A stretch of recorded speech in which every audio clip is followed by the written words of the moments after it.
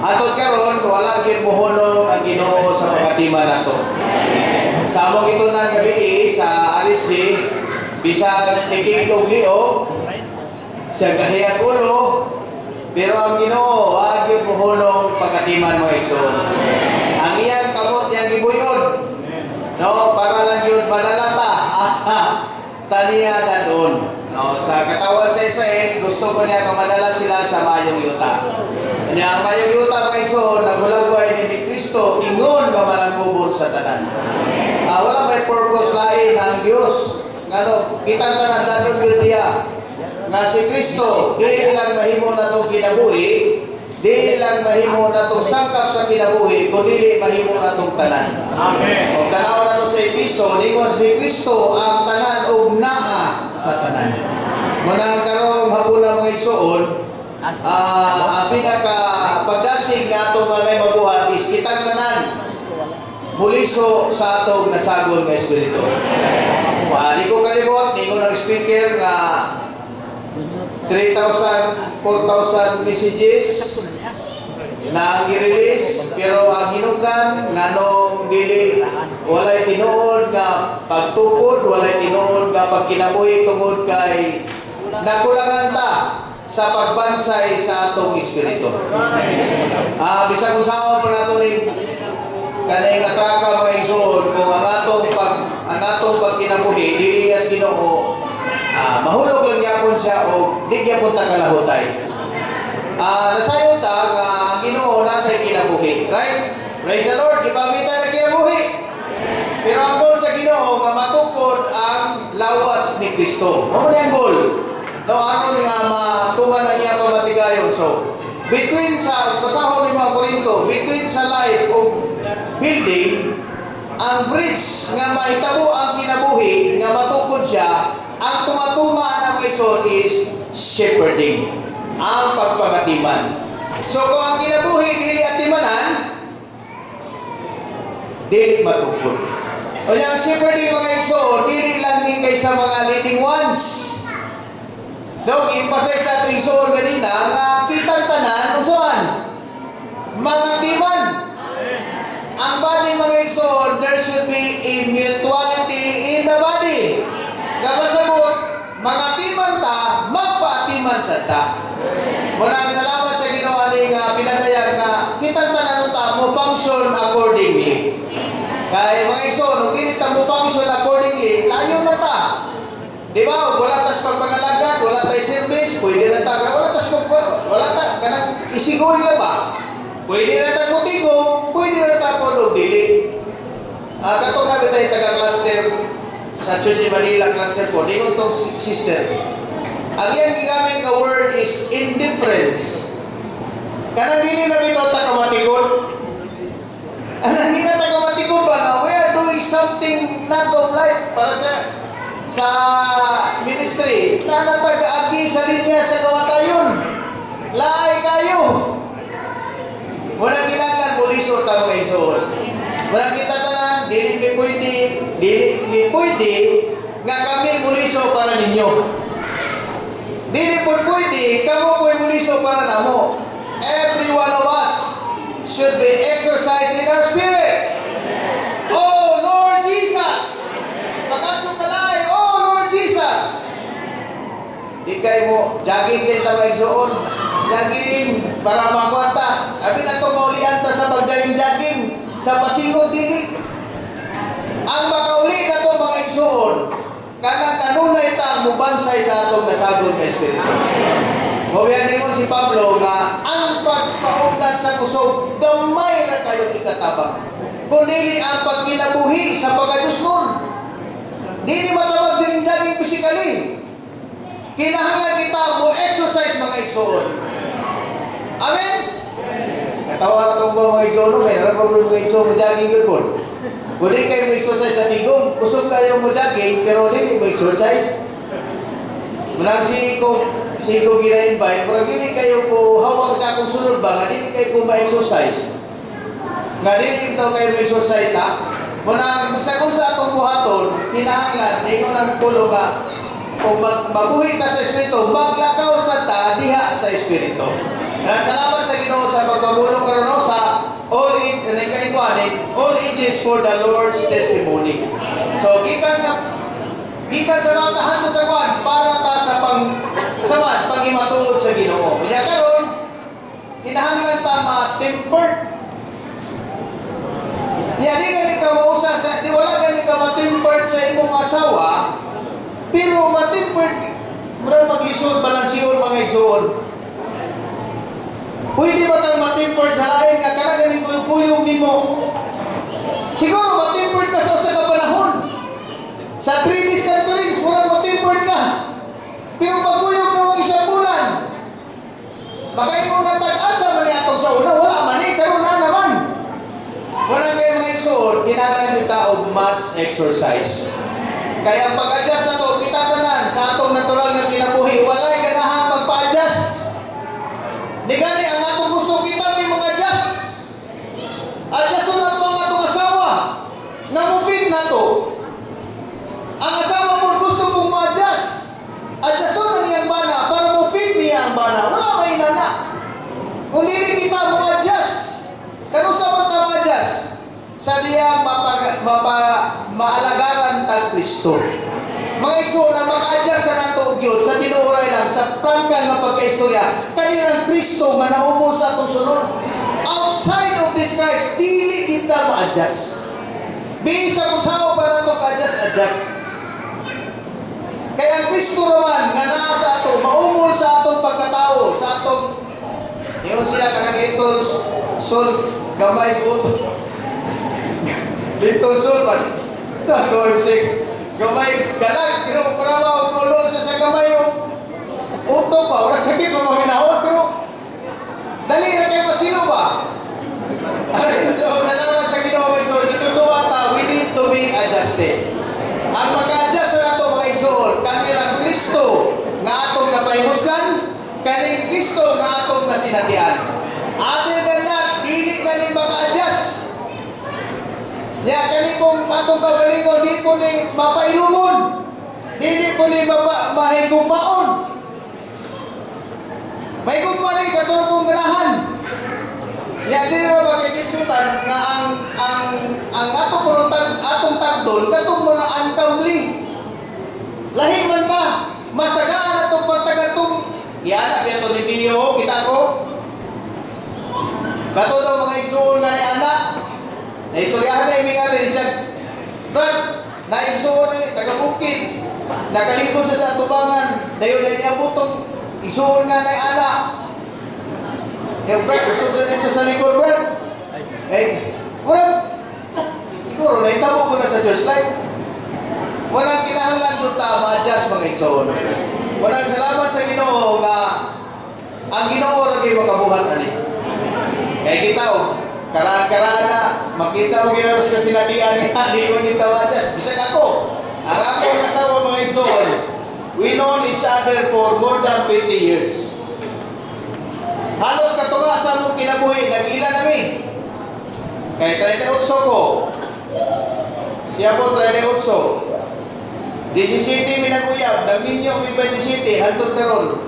20 na kapin mga igsoon. Murag makainguntan asa man sa una. Pero kanitay tanan usa ray purpose. Moduol ta sa Ginoo. Oh Lord Jesus.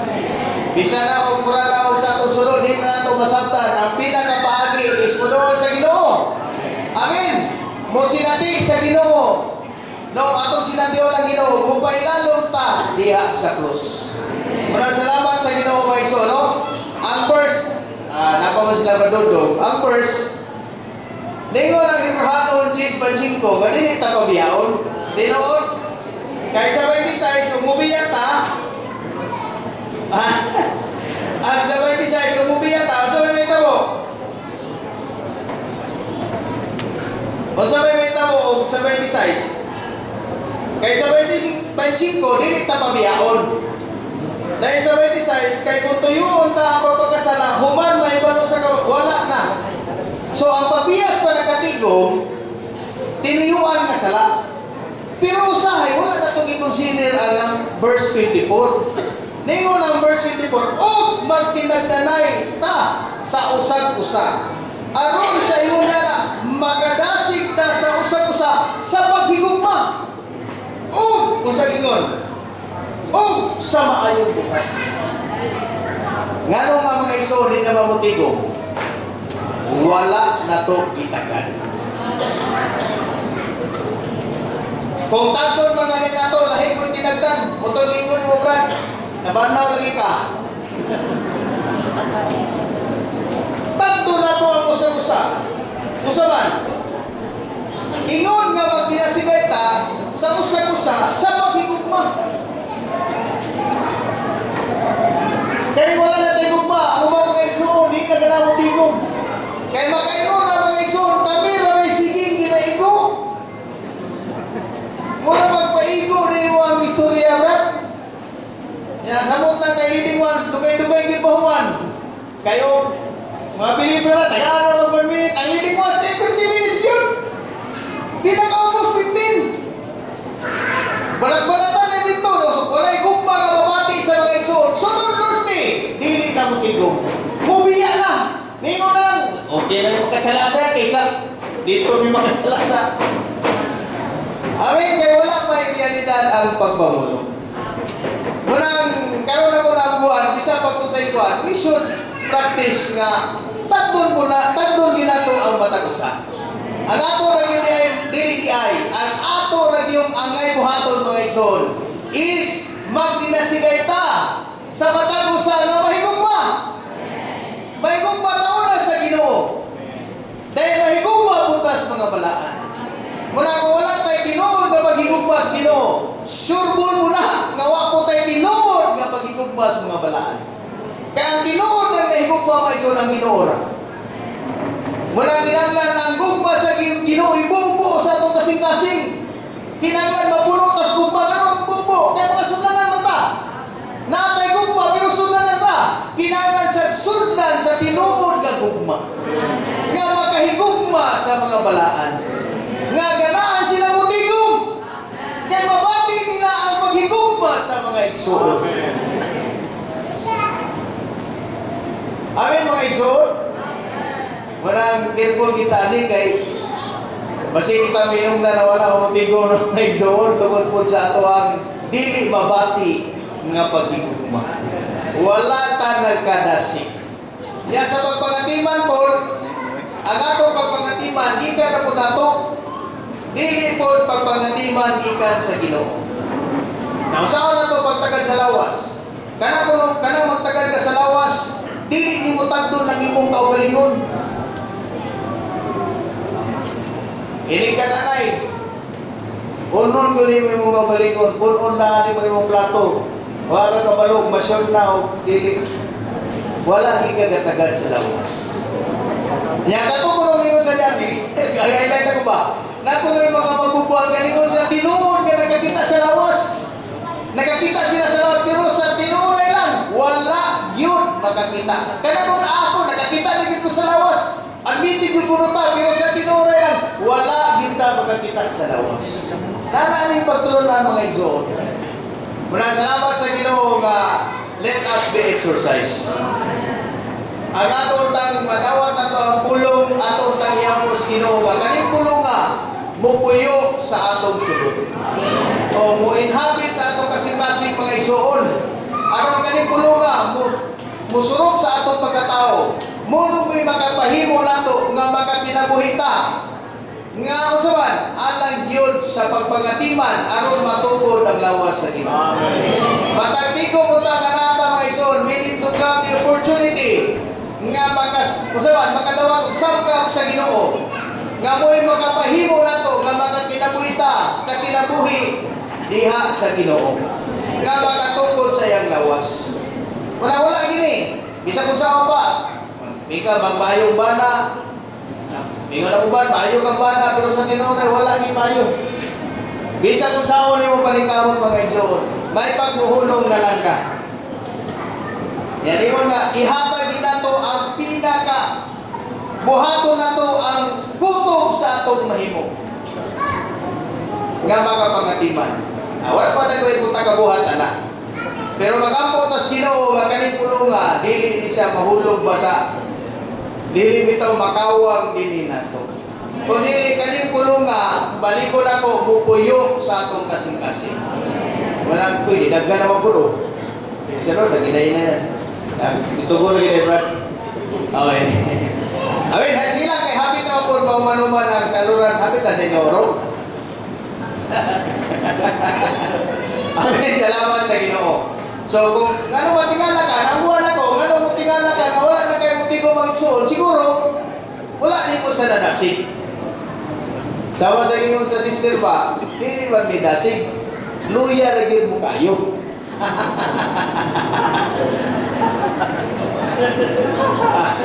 Muna ginanglan, pag kinabuhi ko na makakon kita, kaya tinuulay na ito mga isuon, o dili kita maumula na ni Kristo sa ato sunod, di kita tinuulay makakinabuhi. Kaya kung tanaw na ito sa New Testament, sa pagtungkol, sa pagkinabuhi sa Ginoo, siya naman yun, huwag magilain. Na nung karoon, nung ganing Kristo sa ato sunod, dili mo kailap sa atong kalam. Dili ko ta magkinabuhi sama niya. Na bisa ko sa na to, pagkabos panahon, testingan ng tag mga disorderly nga mga igsoon, lahi mo na itag istoryahan.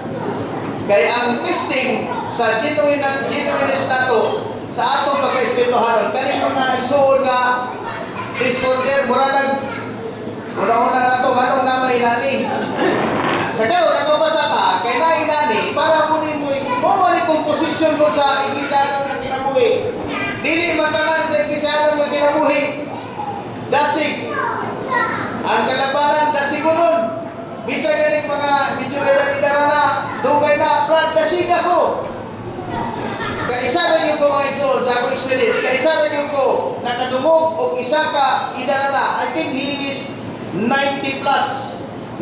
Nag-churching sila from Taiwan. Dahil ang akong brother nga, siya may pinaka-edara na sa ilaha. Nga grupo ba? Dahil dito sila sa Kalupa, dito ko na church life.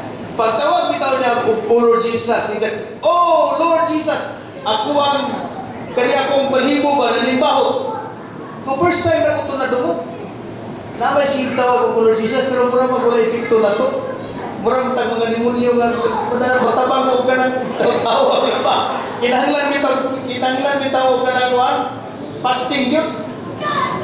Dito gito ni ko, maabot ang panahon nga sa atong pagkakuan kay sa tuwi-tuwi yan yung mga isuon. Natoy sa portion, sa last portion sa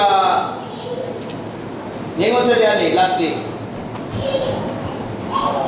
Ningon ang Galatians 6:1 says that if someone is overtaken in a fault, we need to restore him with our spirit.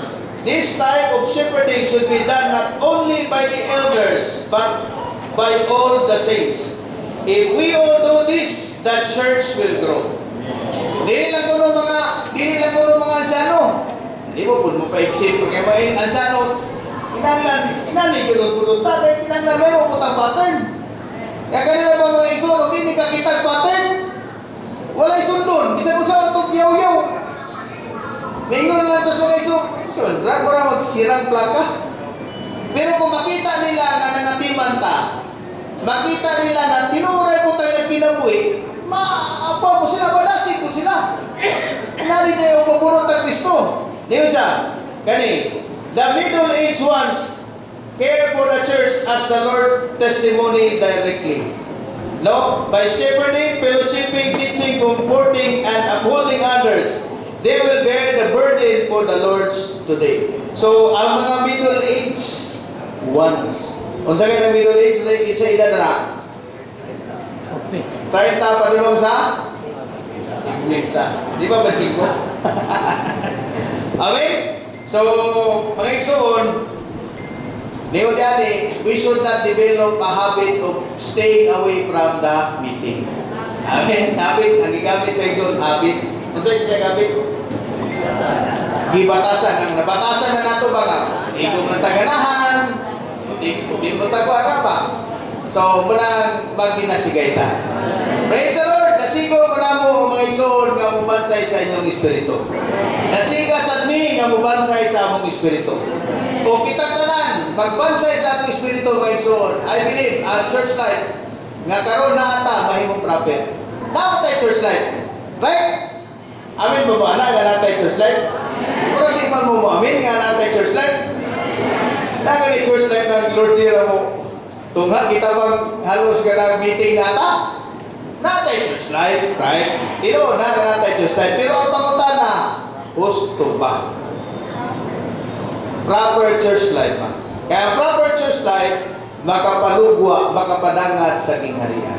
Amen. Salamat sa pagpamulong karon sa Ginoo nga nagkasig nato. No, despite sa atong mga kakulangon, despite sa kapagyasan natin mga igsoon, let us move forward. Amuyo ta sa Ginoo nga dili ta magpabilin sa atong kahimtang nila kung dili mo forward ta. Nga aduna tay tinuod nga pagkinabuhi diya sa Ginoo. Aduna tinuod nga ekspresyon ng Ginoo sa atong taliwala. Ingon nga kita nga mga katawhan sa Ginoo mga igsoon. Salamat sa iyang pagpamulong. Praise the Lord.